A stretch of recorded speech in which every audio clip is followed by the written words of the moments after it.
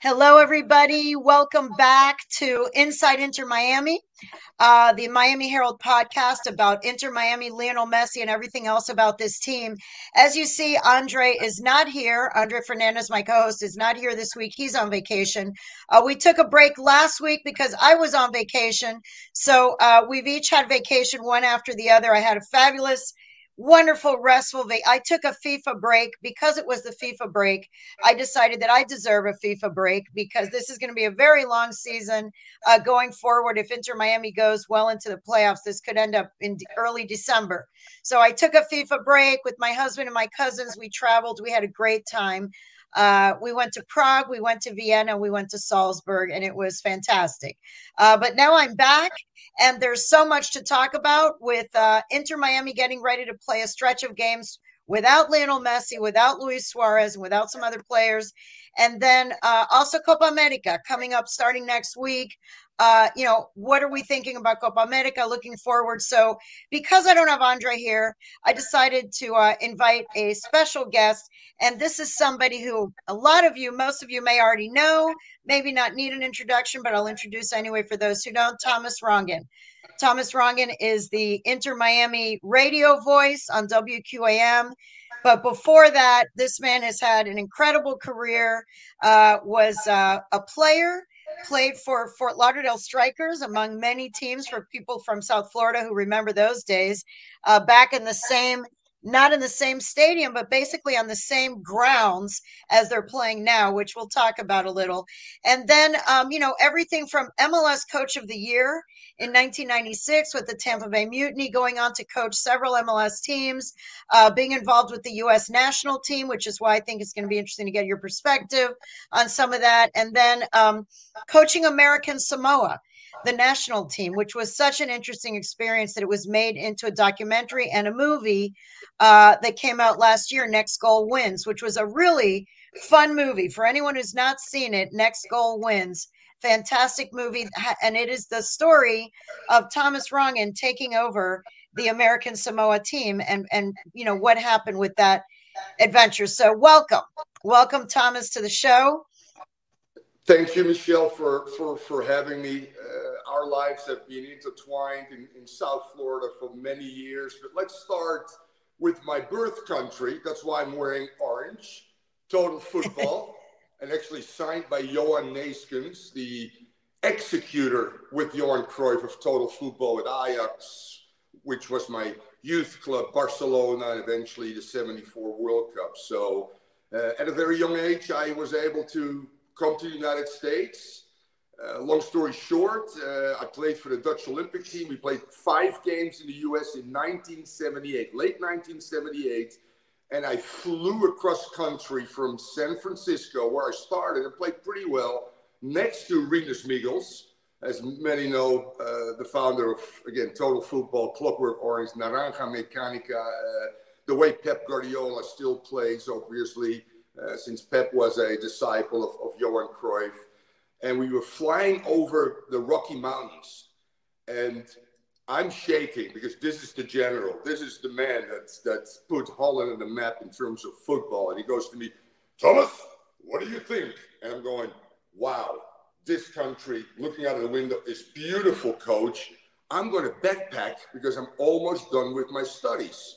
2 months later, I get a phone call. Thomas, I remember you like the Rocky Mountains in the U.S. I just signed a contract for the LA Aztecs.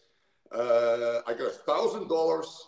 You got to share a car in an apartment with an American. You got to say yes or no. Well, it was an easy one.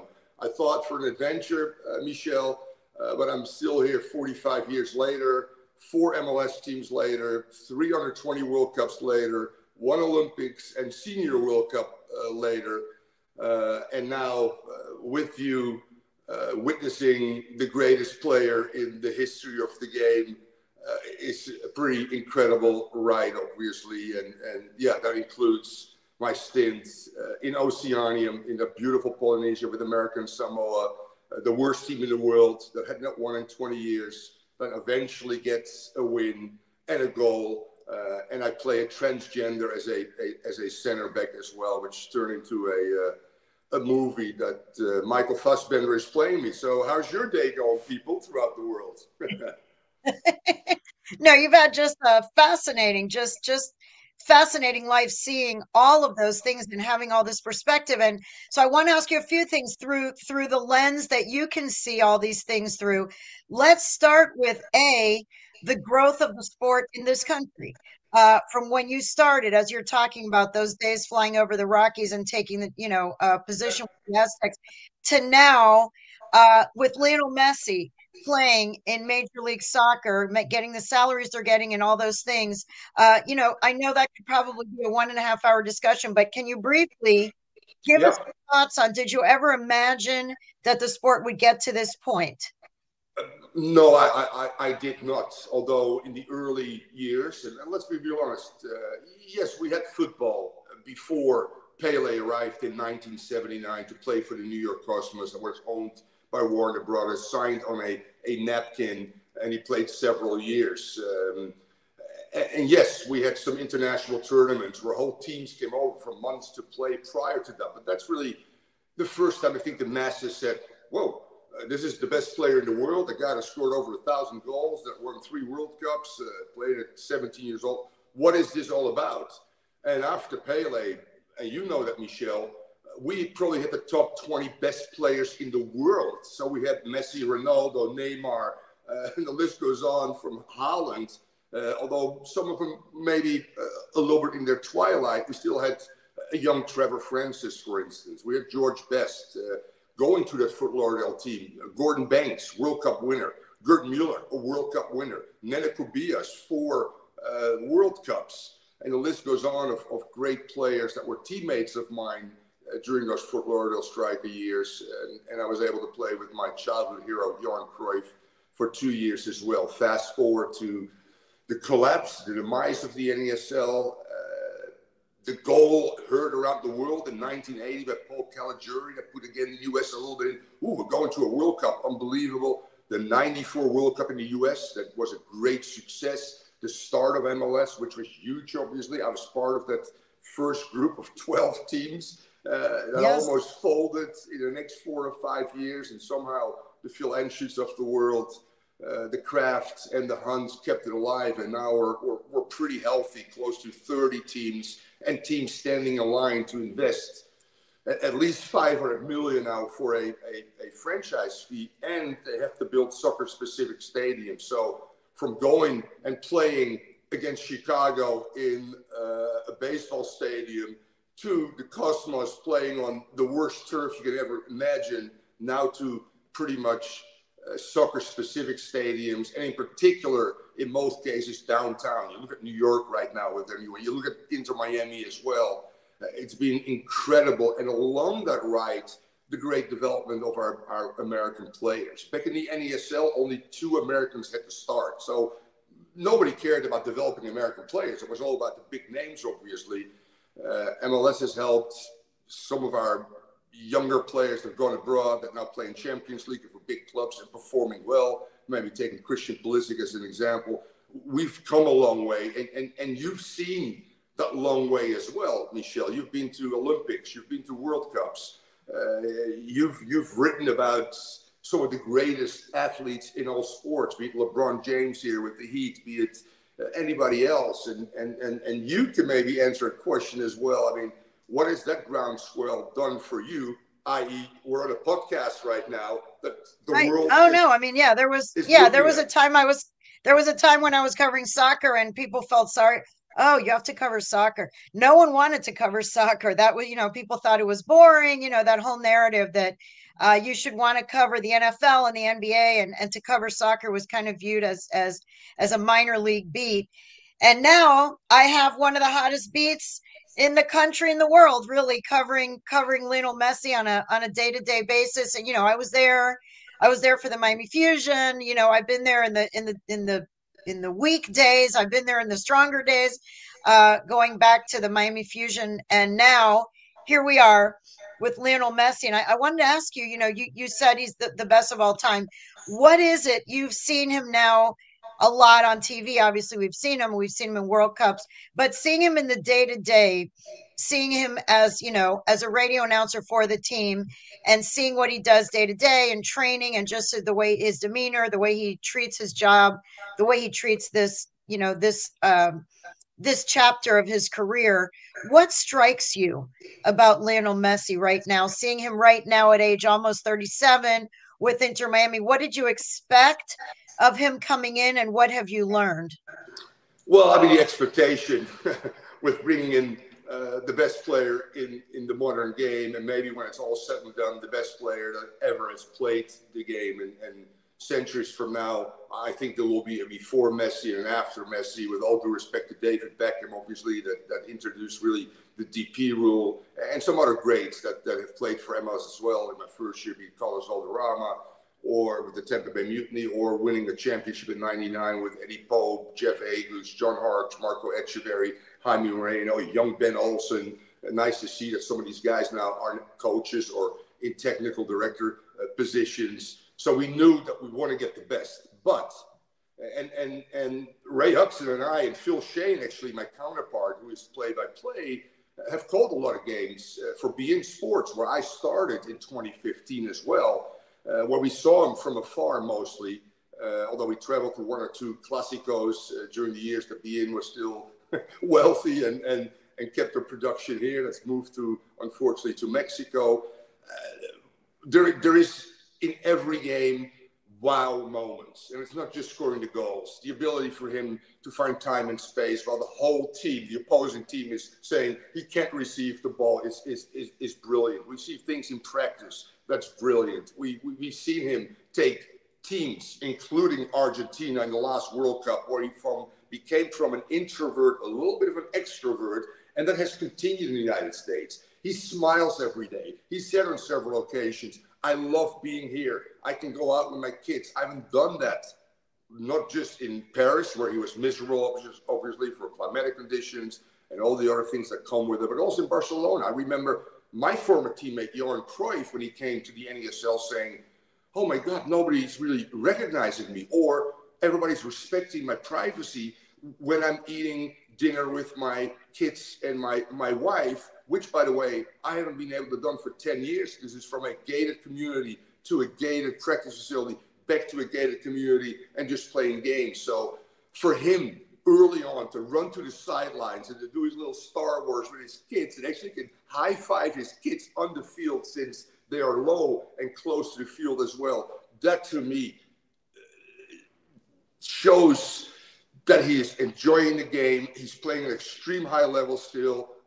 And we can only hope, but if I was a betting man, he will play in 26 for Argentina in the World Cup, because he's found renewed love for the game, which you see each and every day in pictures, being in Publix, in pictures with teammates of his children at school, where nobody really bothers him. And those are very important things for guys at that level, which I noticed in 1979 and 1980, being Nenny Cubillas, Gerd Müller, or Johan Cruyff, and now with the exceptional Leo Messi, that's really enjoying, I think, being here in South Florida. Are you surprised? Yeah. Are you surprised?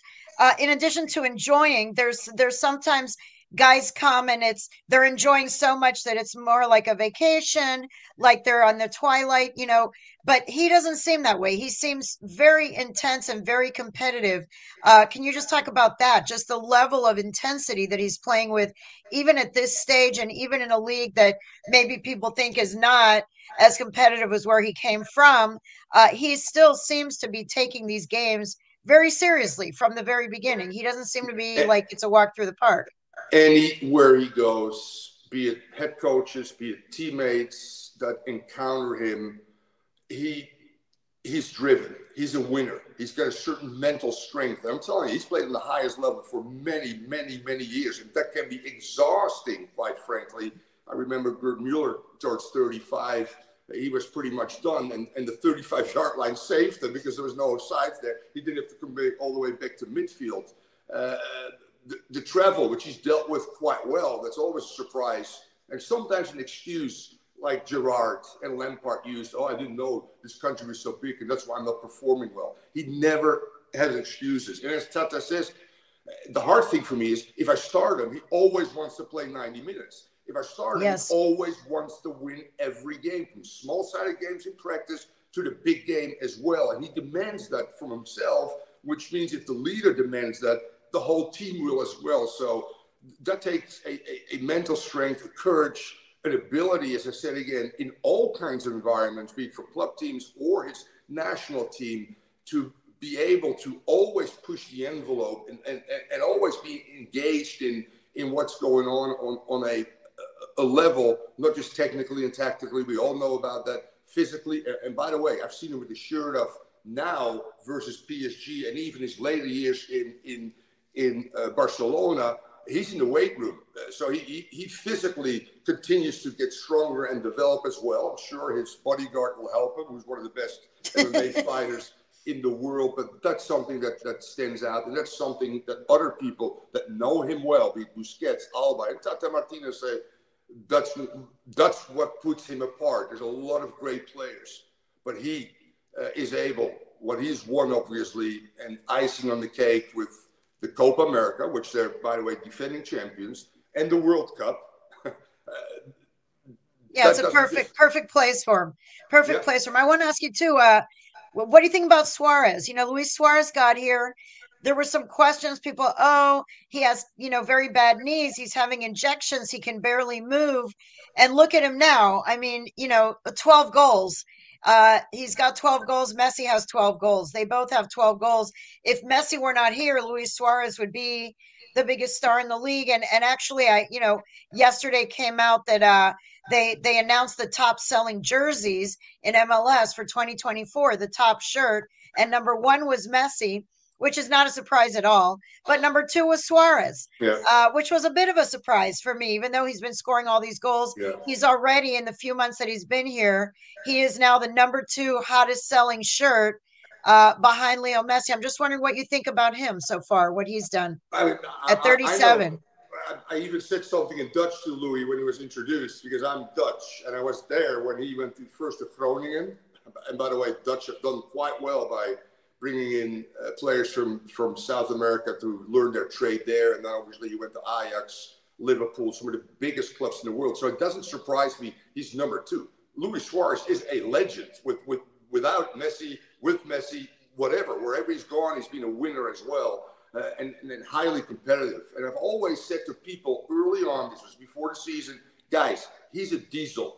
He needs a little bit of time to get going. That means also in a 90-minute game. But if you can score 3 goals, which he did once, I think in 12 minutes, when he still gets opportunities, and I watched some games in Brazil, he's slowed down a little bit, but still has the ability, as I said again, with 12 goals this year, to surprise everybody, but not me, knowing Suarez from his heydays for Ajax, and knowing he's not a sprinter, but he's a long-distance runner. That's always capable to score early as well, but in particular late in games, so smart within the 18-yard box. And if you have great providers around him, Louis, or I knew that Louis was going to score goals. So that was never an issue for me. And if we go on the road, yes, it's Messi. But the second biggest cheers after Messi are not the opponent's starting 11, but it's Luis Suarez, who's very much respected in the international football scene as well. Yeah. And then I want to ask you, as a coach, as a former coach who's been around the block, and I want to talk to you about Tata. There isn't that much conversation about him because all of the attention goes to the players. I mean, most of it for Messi, but then you have Suarez, you have Busquets, you have Alba, and these other players they brought in. The average person may just think, oh, it must be easy to coach this team. He's got all these stars. You just throw them onto the field, close your eyes, and they're going to win. Anybody could coach this team. Can you talk about what are some of the challenges? That you think somebody like Tata has to be able to coach this team, with the crowded schedule they have. There was much debate at the beginning, about the preseason tour. Was it too much? Were they going to wear him down? And then should he play all the games? Should he not play? What happens when he doesn't play? The fans get upset. And, Tata has to make these decisions, or at least help the players make the decisions of when they're going to play, when they're not going to play. It may even upset the fans. Can you just talk about what challenges do you think he has, and what kind of job do you think he's done? Do you think that some people say that he's, a candidate for sure for coach of the year? I'm just wondering what you think. Only time will tell. As you said again, you've said it's 3/3. We're past the first third as well. We get the middle and the final third. And at the end of the day, conclusions need to be drawn. But if I had to give him a grade, I give him a B plus right now, which is pretty high in my opinion. And yes, I'm not even close to Tata Martino as a coach. I wasn't even close to Johan Cruyff, Nene Kubias, Ray Hudson in terms of skill level. But I had emotional intelligence. So does Tata as well. And that's so important in a locker room, because it's not the 11. Rolling out the 11 is easy. Keeping 12 through 20 happy. And if Leo Campana, who can arguably say I need, or I should be a starter, come in and stay. Yeah, he could start. He could start on the other. Exactly. Leo Campana could start on other teams. And by the way, I mean, I think he had offers to go to some other teams, and some of the guys who had offers to go other teams, they wanted to stay here because they wanted to play with Messi, especially young guys. They want to learn from these four international stars, and they would rather be on the bench and learning from these guys than go be a starter somewhere else. So, but for Tata, yeah. Yeah, the X's and O's, yeah, you can discuss X's and O's, and we'll go a little bit deeper into that as well, where I think they need to get better, in my opinion, is handling a locker room. And in my own way, I had probably some of the top teams in MLS as well. My first year, I had Clay Koyman, World Cup, a guy that went to Mexico, became the captain of Pumas. Martin Vasquez, that played for the U.S. and Mexican national team, who, by the way, was coached by Bielsa in Mexico for 1 year. Carlos El Pibe Valderrama, Roy Lassiter, who, by the way, scored 28 goals. It took people 20 years to get to that record. Or my 99 team with Marco Echeverri, Jaime Moreno, Eddie Pope, Jeff Agus, all those guys. I had also 10 guys that left for international duty while we continued to play in MLS. So the ability for him to keep everybody sharp, to get everybody on the same page, managing again personalities, which he's very. I'm more like Ray Hudson. I kiss guys. Tata. You're more emotional. Yeah. Yeah. He stays pretty steady. He doesn't get super excited even when they win a big game, and he doesn't get too down. There's only been a couple of times, maybe two, I would say, where he really. The game up there in New York, he was really upset with that game, and this game against Atlanta recently. There are a couple of games that he was extremely disappointed, but even there, didn't show the emotion that much. Right. You could tell that he was bothered, but he seems to be a pretty steady emotional guy. He certainly does, and a great example maybe is we get waxed by Atlanta at home. So as a coach, you can do two things. You can say, I'm going to change 5 guys and make a statement that way by when I put the 11 up there. Or I say, I believe in you guys, this starting 11, which was almost a starting 11 minus 1. He rolled out again because he feels that he needs to be a coach that not only gains respect, but also trust. And I think that's important. So, and again, I look at guys that come in that can make cases, be it Robert Taylor, be it some of our younger players that developed really well. Benjamin Kamansky, who didn't get much playing time as of late. David Ruiz, Noah Allen, that played quite well. Leo Alfonso, to give you an example, on any given day with the performances, maybe deserve to start. And Leo Campana is probably the greatest example. If they don't, for sometimes long periods of time, they're always ready to play. And that's a great strength of a coach and not easy to do. This locker room seems very together, regardless of the bumpy road at times, regardless of more injuries than any other team they've been hit with this year. Yeah, because there could be clicks, right? There could be, some people thought at the beginning, oh, well, those 4, the Galactico, the four guys are going to be their own little clique and the other guys are not going to fit in, or they're not going to want to hang out with the other players. It's just going to be the four. And they are close friends. There's no doubt they are close friends. Their wives are friends. Their kids know each other. But they do really seem to be a very unified locker room. And they're in first place. Tata has said all along that he was dividing this team into three. There are 3/3 for this season. He felt that there was the first third of the season was let's get every point we can get until June 1st, because that's when we're going to have everybody. Then after that, there's going to be a period where they're going to have to play right now, which is where we are now, starting this week against Philadelphia. They're going to have to play without Messi, without Suarez, without Matias Rojas, without Ben Hakramashi. They're going to be missing some key players. And then the final third of the season will be once Leagues Cup is over and Copa's over and all those things, Olympics. Then the last third, September, October, November, is the final push to make it deep into the playoffs. So there's really three parts.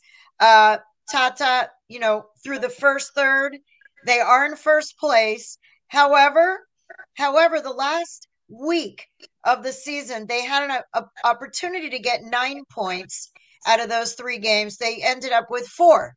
They got 1 win, 1 tie, 1 loss. How do you feel that they went into this summer part of the season, that last week? Did it concern you at all that even with all of the stars playing, they still tied St. Louis? No, I'm not. This is by far the deepest and the best roster, and as advertised, very good attacking machine, obviously. The role players have developed. The young kids have developed. We're still overperforming, by the way, the underlying numbers by more than anyone else in the league. But we have some struggles, and obviously when Nicolas Freire went down, it pretty much exposed a thin center back line already. A lack of maybe athleticism in the back, with the exception of Thomas Aviles, who's still, by the way, we're talking also now about international players, be it Aviles, be it, which we haven't seen often enough, and I can't wait to see him finally healthy, is Redondo. Diego Gomez. Yes. Diego Gomez, obviously, who probably will go with Paraguay to the Olympics, because he was the leading goal scorer. Farias, which we don't see this year. So I'm just giving a whole picture. And then, they've been absolutely unbelievable, obviously. Plus minus is still good. I would say that our back line seems to be a little bit of a problem right now, in both with and without the ball. You were saying before about X's and O's, right? You were saying, that you would give Tata B+. What does he need to improve going forward? What parts of the team still concern you going forward? And do you think, is this a team that you think is a shoo-in to make the MLS Cup final, or do you think that there's some are there some vulnerable spots? Are there some weak spots that could be exposed? They will be, in particular with Messi, always a favorite in any game they play. But Monterrey gave us a little bit of a lesson. And the last 2 games, we gave up 6 goals, as you said. We lost 2 out of the last 3. 2 of them with Leo Messi. Actually, our best performance without Messi, Suarez, and Busquets was against Vancouver on the road. That lends me to believe that we can get results without those guys as well. Won't be as easy, but we become more of a workman-like team. And if you have a defense that in transition struggles, but all of a sudden you get everybody buying in, defending together, which Louis and Leo, for the right reasons, sometimes take breaks.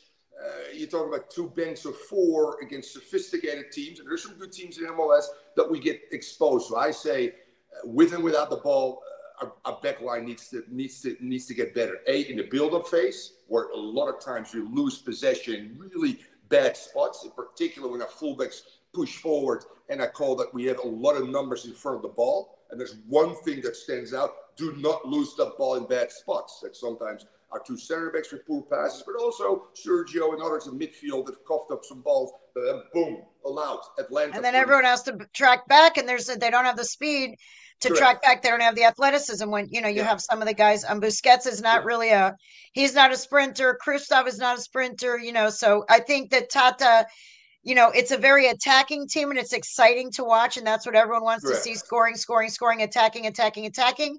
But obviously when they do that, and, when they do turn the ball over, then they are exposed in the back, and they have trouble sometimes when that happens. Yeah. And balance is always a tough part for the great teams that are particular teams that want to play on the half the opponent, are technically sound, want to go to goal, have always more possession, which we do. But in the last few games with Messi even, you also have to create the chance creation with our possession was very poor, quite frankly. Link play was not as good.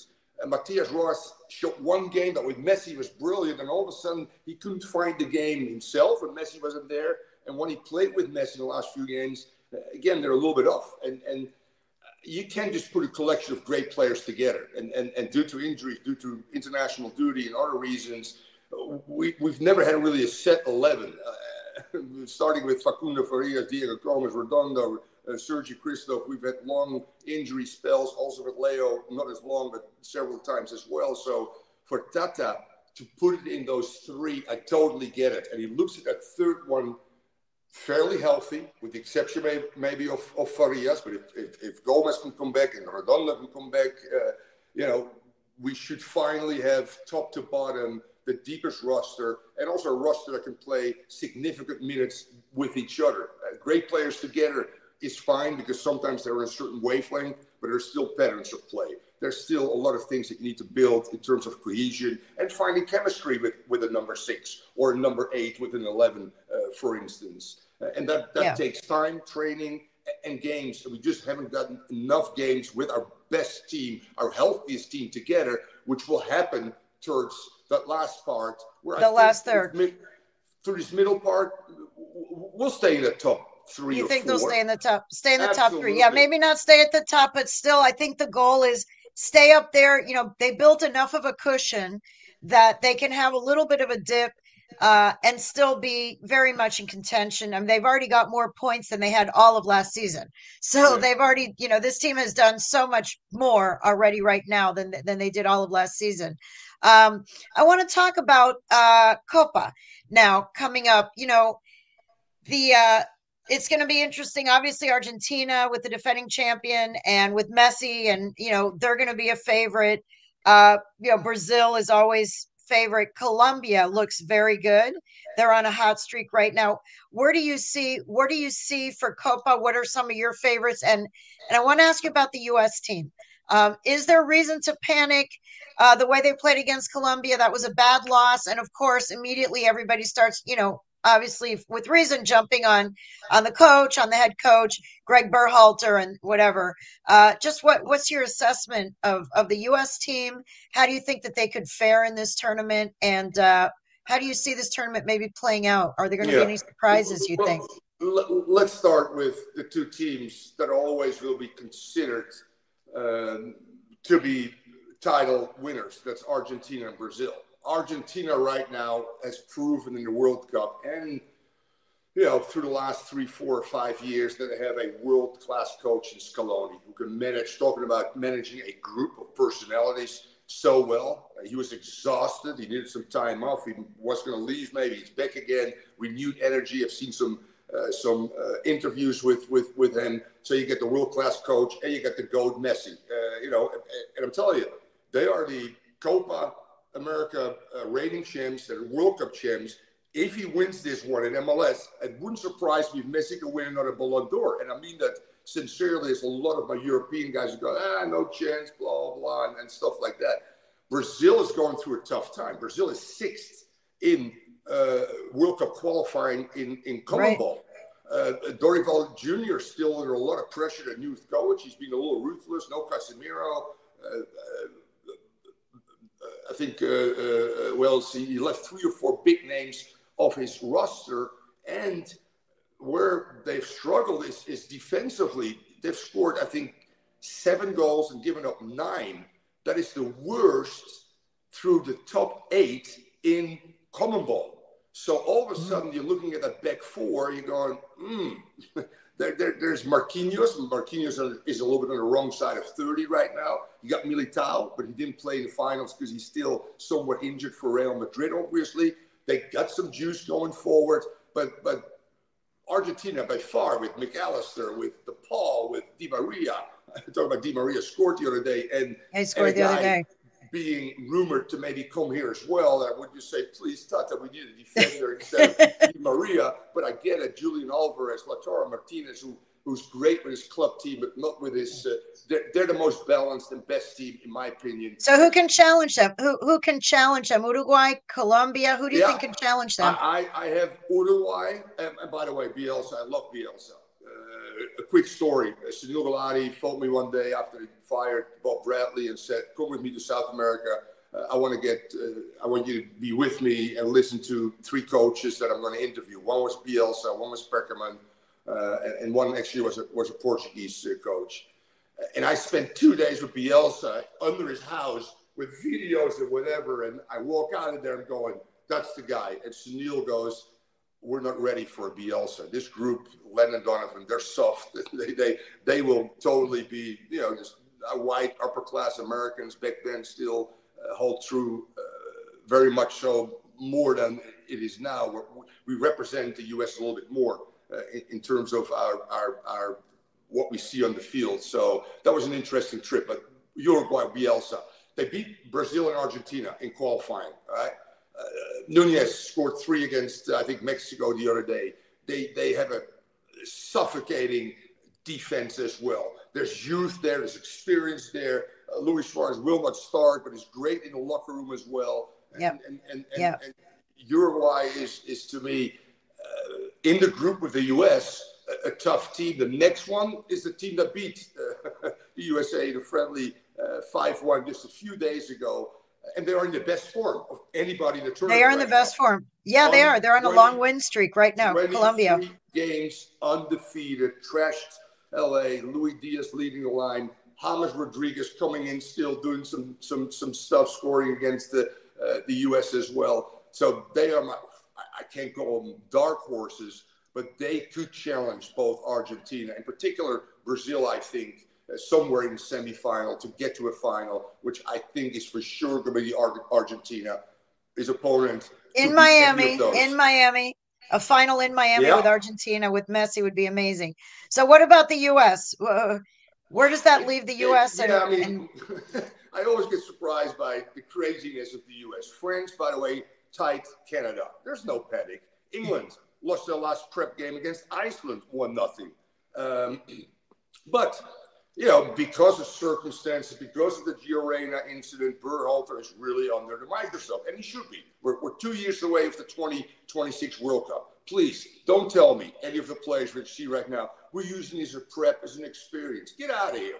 We got guys now that play in the Champions League, so that can't be an excuse. Is this really the golden generation? Because they've lost 3 out of the last 5, including a 5-1 thrashing. Haven't really beaten any big teams in the world. Yeah, tight England. Yeah, I mean, this was supposed to be. These guys, these players right now, in fact, there's only 4 MLS players, I believe, that went into this camp. It was all the players who are based overseas. These are the guys these are the big names, the golden generation, like you said, the guys who are playing on the biggest clubs, playing Champions League, getting all this experience.